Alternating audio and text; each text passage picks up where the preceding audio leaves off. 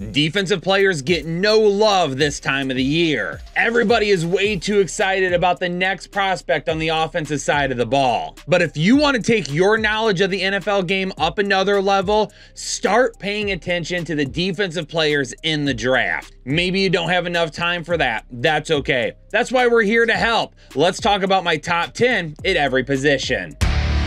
Let's kick it off on the edge. Will Anderson Jr. Not only is he the top edge rusher in this draft, he might be the top overall defensive player. Almost a shoo-in to go in the top 5 of the draft, and who knows, if Chicago doesn't trade back, maybe he goes number 1 overall. But he's definitely the defensive player you want this year. Lucas Van Ness is an interesting one. He never started a game at Iowa because he always had upperclassmen in front of him, but he tested so well at the combine and he rotated so well and produced when he was on the field at Iowa that this is now a locked-in first-round pick. Tyree Wilson didn't test nearly as well as I would have liked him to, so he did drop a couple of spots for me, but we've got conceivably at least 5 guys on the edge that can probably go in the first round this year, and his name is still in consideration. Byron Young, Will McDonald, and Keanu Wright all tested well at the combine too. Will they be rotational, situational guys, or will they become 3-down edge rushers that can stay on the field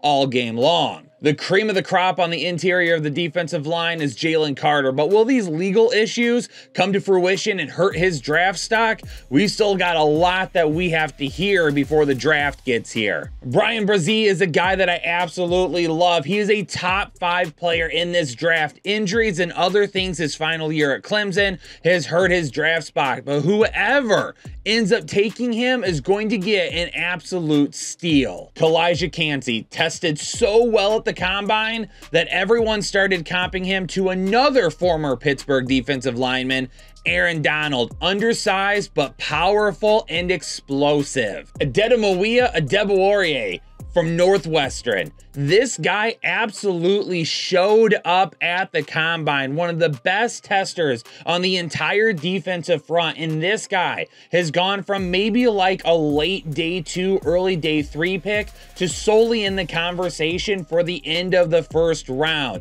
He could be an absolute beast on the interior of the defensive line for any team. The linebacker position might be a little bit weak this year in terms of high upside players, but Trenton Simpson out of Clemson leads the way for me. He is an athletic guy that can run all over the field, cause issues in the line, and also get out and go after those pass catchers and running backs on the outside. Nolan Smith being at number 2 might surprise you because he's actually listed as an edge rusher, and he had one of the fastest 40s at the combine for any edge rusher in quite some time. But why is he listed as a linebacker? Because of his height and weight. He just isn't quite big enough to be an edge rusher, and I think whatever NFL team drafts him is going to be getting a really good NFL player, but more of an off-the-ball linebacker, a guy that can play in space and utilize his speed instead of having to rely so much on his strength. He probably will not be able to face big offensive tackles one-on-one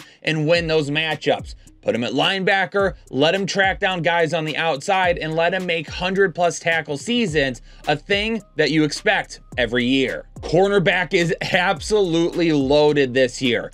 I have got 6 guys with first-round grades and 2 more that are fringe first, early second-round players. These guys had an amazing combine.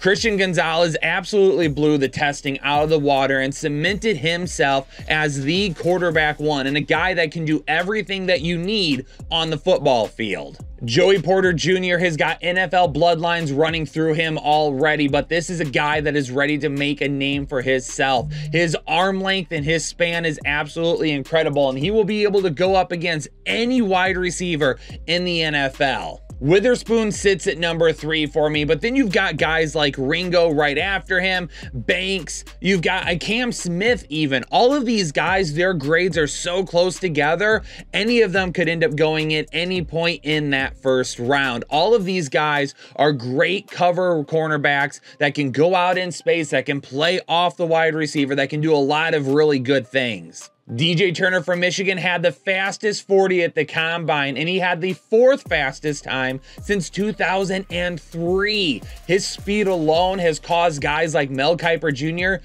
to go back to the tape to try and figure out whether or not that speed will get him into the first round. Tre'Vius Hodgins Tomlinson, he's got an uncle, LaDainian Tomlinson, who had a very successful NFL career. I think he is a guy out of TCU that can also make a name for himself on the other side of the ball. At the safety position, there's a 1A and a 1B for me. Daniel Carter out of California was a guy that I had heard about, but hadn't really read too much on or watched too much of. But his testing at the combine was so darn impressive that I had to go back and look at it again, and he is now my safety 1. Brian Branch had been formally locked into that spot, but the problem is he didn't test that well. He's a guy that is kind of a little bit of a tweener between cornerback and safety. But the things that he lacked in terms of testing, he makes up for on the football field with his knowledge of the game and his instincts. And those right there are good enough for me to still keep him as a first-round pick. The only other guy at the safety position that I'm really excited about is Sidney Brown out of Illinois. This is also a guy that tested very well, and I believe that he can make an impact at the NFL level. As far as the rest of the guys go on the safety class, it's going to be hit or miss. There's not a lot of guys that I look at as impact